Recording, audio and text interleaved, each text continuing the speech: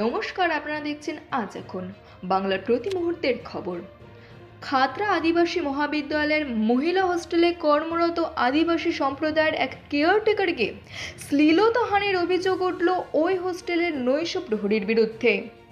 অবরোধকারীদের তরফের দাবি, ওই হোস্টেলে কেয়ারটেকারের কাজ করেন এক মহিলা অধিবাসী।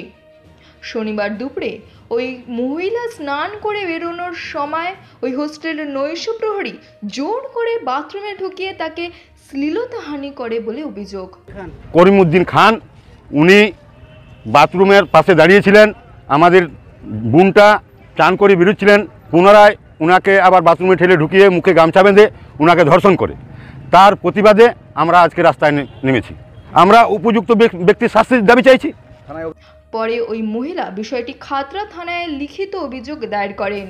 ওই ঘটনার প্রতিবাদে অভিযুক্তের শাস্তির দাবিতে সরব হলেন আদিবাসী সম্প্রদায়ের মানুষজন।